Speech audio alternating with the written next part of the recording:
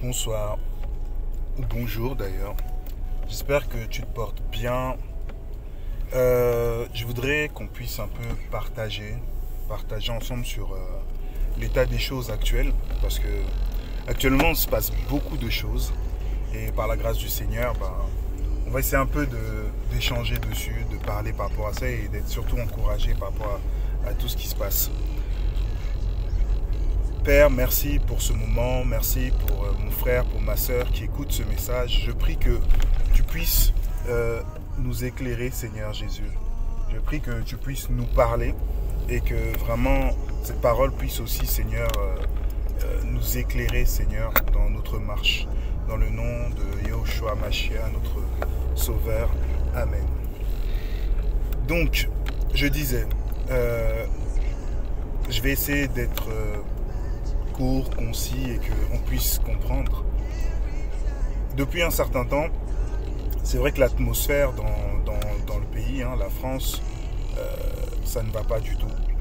On sent cette oppression spirituelle qui grandit de jour en jour. On sent que ce n'est pas une oppression habituelle, ce n'est pas une présence habituelle, mais elle agit sur nous. Et de la manière dont elle agit sur nous, on sent vraiment des difficultés dans la prière, des difficultés dans la méditation. Et c'est pas chose facile. C'est pas chose facile pour la plupart d'entre nous.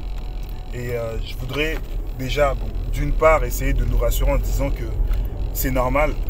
La plupart d'entre nous, on vit la même chose. On vit la même chose, on vit cette difficulté-là. Tout est plus dur. C'est comme s'il y avait un poids en plus. Et c'est comme s'il fallait aussi être un athlète de très haut niveau pour pouvoir maintenir la bonne cadence. Donc, mais on va essayer de comprendre pourquoi et qu'est-ce qui se passe réellement. C'est vrai que dans la Bible, dans le livre de Éphésiens 6, à partir du verset 12, Paul nous dit, nous n'avons pas à combattre contre la chair et le sang, mais bien sûr, il nous explique, il nous parle d'autorité, de puissance, de principauté et de tout type de noms. C'est vrai que là, aujourd'hui, on ne va pas faire forcément, on va pas faire un focus sur tous ces noms-là, sur qu'est-ce que c'est, qu'est-ce qu'ils font, qu'est-ce qu'ils produisent. Mais on va essayer de comprendre déjà ces esprits qu'on appelle aussi des principautés. Les principautés, c'est, comme vous avez entendu, vous entendez le mot prince dedans, c'est des esprits qui règnent en fait. C'est des esprits qui ont pour ordre de régner. Et les principautés, c'est des esprits qui peuvent se déplacer, agir dans des villes, dans des régions, dans des pays. Et ils influencent fortement les mentalités et ils sont là pour influencer aussi le cours des choses. Donc, pourquoi je vous parle de principauté?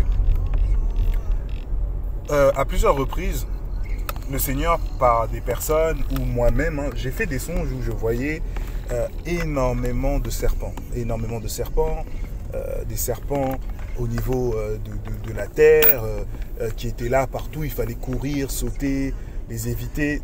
Tous les moyens étaient bons pour ne pas être touché par eux ou autres.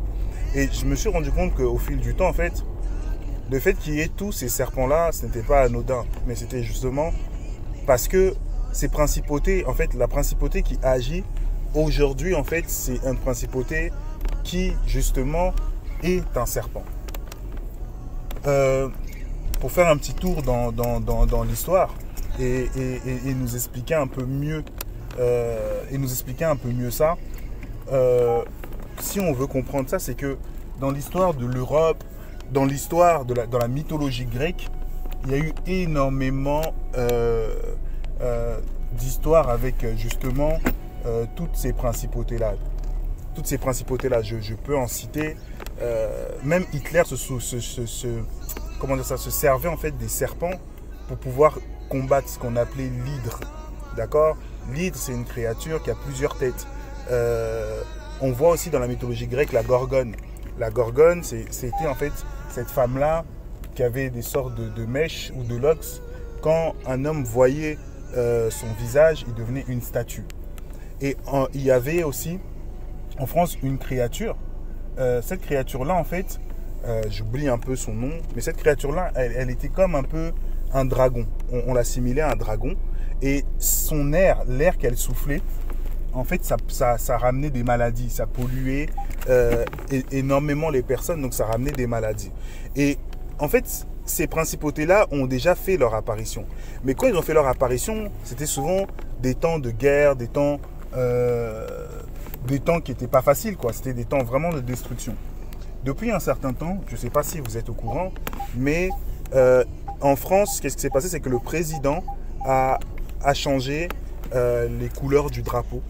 A changé les couleurs du drapeau. Les couleurs du drapeau sont devenues bleu marine. D'accord? Et dans l'histoire même de la France, on se rend compte que à chaque fois qu'il y a eu, les changements de drapeau, ça a souvent annoncé une guerre. Ça a souvent annoncé un événement en fait. Le Seigneur, il nous a prévenus depuis plus d'un an maintenant pour beaucoup d'entre nous, en nous disant que c'est vrai que cette nation va être jugée. C'est-à-dire qu'il nous a parlé de la famine, il nous a parlé de pas mal de choses que je n'ai pas besoin de tout citer. Mais en dehors de ça, en fait, il est venu encore me révéler quelque chose et c'est ce dont je vais vous parler. Pourquoi cette atmosphère? Pourquoi on vit toutes ces choses-là? Il y a plusieurs jours, comme je vous disais, j'avais vu en fait tout ce qui était lié à ces serpents, etc. Et il m'a poussé bien sûr à essayer de comprendre pourquoi ces esprits de serpents, justement parce que ces esprits-là, en fait, ils dégagent des venins. Et les venins qu'ils dégagent, c'est d'une part dans l'air, mais c'est dans tout, ils contaminent tout en fait. Parce que ces esprits, ils agissent et dans l'air et sur la terre. C'est-à-dire qu'ils contaminent tout et c'est ce qui nous rend les choses difficiles. On va boire, ça sera contaminé. On va respirer, ça sera contaminé. On va marcher, ça sera contaminé. En fait, c'est comme on dit, comme on appelle ça, en fait, les 5 éléments. En fait, il va toucher tous les éléments possibles. Tout ce que nous, on fait est touché, est pollué. Et donc, c'est là qu'on voit aussi comment le Seigneur nous garde. Donc, c'est pour ça qu'on se retrouve dans une fatigue extraordinaire, des lourdeurs qu'on ne comprend pas, parce que tout ce qu'on a et tout ce qu'on touche est extrêmement pollué. Maintenant, essayons de comprendre en fait ce qui s'est passé. Le représentant, bien sûr, de la nation, le représentant a eu un pacte, a fait un pacte. Et dans ce pacte-là, ces principautés-là sont venues s'installer et ont fait partir les autres principautés qui étaient présentes. Donc, dans les autres principautés qui étaient là, bien sûr, hein, les anciennes principautés, il y avait des esprits de la lune, comme on connaît la chanson Mon ami Pierrot, qui régissait beaucoup ici en France. Il y en avait un autre qu'on a appelé aussi Belphégor. Vous pouvez regarder sur Internet, vous trouverez, il y a eu des films sur eux, le fantôme de Belphégor, mais c'est des esprits qui agissaient. Mais là, on a mis des esprits guerriers. Et ces esprits guerriers, ils sont là pour préparer quelque chose, pour éteindre des choses, pour détruire, mais aussi pour préparer quelque chose. Mais l'inconvénient, c'est que ces esprits-là, par rapport aux autres, ils ont besoin d'un plus grand nombre de sacrifices. Donc dans ces sacrifices-là, je vous laisse deviner, c'est-à-dire qu'il va y avoir des événements dans pas très longtemps, et eux, ils ont besoin de leur ration. Parce que c'est des esprits, on ne va pas dire qu'ils sont énergivores, mais ils sont, j'invente le mot, sangivores si vous voulez. Et en fait, ils ont besoin de cette ration-là. Mais ce n'est pas une petite ration. Donc ça, c'est déjà une chose aussi à comprendre. Et c'est des choses qui risquent aussi d'arriver très prochainement. Parce que pour faire asseoir un siège, vous allez vous rendre compte qu'il faut aussi un nombre suffisant de sacrifices. Ça se faisait comme ça dans les temps anciens. Lorsque les rois régnaient, lorsque les personnes faisaient, il fallait un nombre suffisant de personnes. Mais là, ce qui est attendu de ces principautés-là, en fait, c'est un nombre suffisant sur le territoire où ils doivent régner. Pour qu'ils puissent maintenant établir leur règne et faire maintenant leur œuvre comme eux, ils l'ont préparé en fait.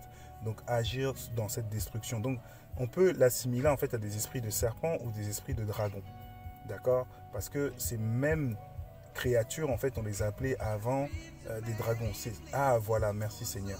Le nom qu'on utilisait ici en France était le basilic. C'est les esprits de basilic en fait. Le basilic était assimilé à un dragon et il est aussi assimilé à un serpent. Et donc c'est ce type d'esprit-là qui doivent agir. Donc voilà ce qu'il en est de l'état, lieu de choses, de l'état en fait du spirituel qu'il y a là où on est. Là où je nous encourage, pour ne pas être trop long, parce que je ne veux pas forcément qu'on aille dans beaucoup de choses, là où je nous encourage, c'est d'une part de tenir bon. Pourquoi? Parce que les temps très difficiles arrivent. Les temps très difficiles arrivent, les temps là où on va être secoué, les temps là où on va trouver les choses injustes, les temps là où on va crier au Seigneur, là où on va se dire mais pourquoi, comment, là où on va se poser diverses questions. Ces temps-là en fait vont arriver. Le Seigneur a donné des recommandations à certains, à d'autres c'est un peu plus nébuleux et ils ne savent pas exactement où, quoi, comment faire. Donc c'est vraiment un temps là où on doit faire un effort supplémentaire dans la prière, un effort supplémentaire justement pour se maintenir, pour garder notre foi, parce que là notre foi en fait elle sera bousculée. Parce que là notre foi au Seigneur elle sera remise en question face à l'injustice. Si le Seigneur n'a pas traité la justice en toi, forcément tu sentiras que tu es dans l'injustice. Si le Seigneur n'a pas traité la droiture en toi, forcément tu vas trouver les choses pas droites. Et tu vas t'insurger contre le Seigneur, tu vas te mettre en colère et beaucoup à ce moment-là, leur amour va refroidir. Et beaucoup vont aussi abandonner leur foi. Voilà la stratégie aussi de tous ces types d'esprits-là en fait. C'est-à-dire que ils attendent de refroidir un maximum, de trouver aussi de l'injustice en disant mais Dieu il nous a laissés, Dieu nous a abandonnés, donc on va aussi l'abandonner. Un peu de réveiller ce côté-là, œil pour œil, dent pour dent. Seigneur, tu ne nous as pas fait du bien, nous aussi on ne te fera pas du bien, on n'ira pas vers toi. Et je veux vraiment nous encourager en nous disant, préparons nos cœurs et surtout ne soyons pas surpris. Parce que c'est le moment de prier en disant, Seigneur, accorde-moi la fermeté, fortifie-moi, fortifie mes frères, fortifie mes sœurs, fortifie notre famille aussi, que en Christ et qu'on puisse tenir bon par rapport à ça. Mais surtout, il y a aussi une bonne nouvelle dedans. Et ça, c'est vraiment important. C'est qu'il y a une promesse du Seigneur de remplir, en fait. De remplir de son onction. De nous remplir de sa puissance. Et là-dessus, il faut garder cette promesse-là. C'est-à-dire que, bien qu'il va y avoir tout ça, le Seigneur, en retour, il n'a pas mis toutes ses cartes sur la table. Et ce que lui, il va poser maintenant, c'est justement, c'est qu'il va remplir, il va nous remplir d'une dose de puissance qu'on n'a pas. En fait, cette dose-là, elle va surpasser notre entendement ou ce que nous, on a connu. Vu que l'ennemi agit maintenant et étale toute sa puissance parce qu'ils savent que c'est le moment d'accélérer, ils donnent tout sur la dernière ligne droite pour eux, le Seigneur, lui, va commencer maintenant à mettre des choses qui vont les déstabiliser, ils vont trébucher, ils ne vont pas comprendre parce que l'épouse n'est pas encore partie. Et comme l'épouse n'est pas encore partie, cette épouse doit être glorieuse et doit être manifestée. Mais maintenant, pour qu'elle devienne glorieuse, manifestée, sans tache ni ride, le Seigneur maintenant fait passer les personnes, comment dire ça? Il fait passer les personnes, pas au hachoir, mais il y a une sorte de sélection par rapport aux personnes. Donc c'est-à-dire que la foi de chacun doit être travaillée, doit arriver au niveau requis pour que le Seigneur puisse déverser ce type d'onction. Parce que si tu reçois cette onction et que ton âme n'est pas travaillée, ton cœur n'est pas travaillé, ta foi n'est pas travaillée, tu vas dévier et tu ne tiendras pas en fait. Donc un travail aussi du Seigneur se fait et va se faire en accélération. Donc tous les événements qui vont commencer à se passer, bien que c'est des événements injustes, bien que c'est des événements là où on voit le mal dedans, c'est aussi des événements qui vont finaliser notre préparation. D'une manière ou d'une autre. Le Seigneur travaille avec chacun comme il veut. Donc, il ne faut pas céder à la panique. Il ne faut pas céder à cette pression-là, mais se maintenir dans le Seigneur. Et lui-même, il sait comment il va déterminer les choses, il va aplanir les choses. Donc là, on doit vraiment marcher à la confiance avec le Seigneur. On doit se dire qu'il accomplira ce qu'il a dit, il va l'accomplir. Et il arrivera au bout de ce qu'il va faire. L'ennemi sait que le Seigneur va finir, va concrétiser ce qu'il a commencé. Mais il n'y a que nous, souvent les enfants, qui avons une faible connaissance de notre Père, qui doutons en fait de ce que lui va mener, parce qu'on regarde à la réalité et pas à la vérité. Et là, c'est le temps vraiment de regarder à sa vérité et de rester, focalisé sur ce que lui il a déjà prédit. Et ce qu'il a dit en fait dans les Écritures. Et on sait que dans les Écritures, que le Seigneur aura la victoire finale. On sait que dans les Écritures, peu importe ce que l'ennemi fait, il peut marquer les gens de son sceau, il peut dominer pendant X temps, mais la victoire finale, elle revient à un seul nom, à savoir Jésus-Christ, le seul Seigneur et le seul Sauveur, à qui toute autorité dans le ciel, sur la terre et sous la terre a été donné. Donc, je viens encore nous encourager par rapport à ça. Je viens encore vous dire, les temps ne vont pas être faciles. Je viens encore vous dire, il y aura peut-être des pertes autour de nous, de la tristesse. Comme Paul, il disait, après avoir eu tristesse sur tristesse, le Seigneur a épargné son frère parce qu'il a eu pitié de lui. Donc il y a des moments là où même l'apôtre Paul voyait la mort de ses frères, la mort de ses sœurs, la mort des autres, de la persécution, mais il pleurait parce qu'on s'aime de l'amour du Seigneur. Mais notre consolation, c'était que notre frère ou notre sœur est parti dans le repos. Et comme David dit, ce n'est pas la personne qui descendra vers nous, mais c'est nous qui monterons vers elle. Et vraiment, je veux qu'on soit encouragé, chacun de nous dedans, et aussi qu'on soit prêt moralement, qu'on soit prêt spirituellement, qu'on soit prêt dans tout, on ne soit pas surpris. Demain, on entend telle chose qui s'est passée. Ah, il y avait un tel, on ne le voit plus, un tel a disparu. Seigneur, pourquoi? On ne peut pas dire Seigneur, pourquoi? Parce que le Seigneur, il faut lui faire confiance à ce que lui prépare la personne. S'il devait se passer une chose, c'était écrit, c'est ainsi. Donc, voilà ce que je veux dire. Je ne veux pas m'éterniser. Mais en tout cas, soyez bénis. Sachez ce qui se passe spirituellement. L'ennemi a sorti toute son artillerie dans ce territoire-là, dans ce pays. Et on est face à une autre entité, une entité qu'on n'a jamais connue. Sois béni et je te dis à bientôt dans le nom de notre Sauveur Jésus-Christ.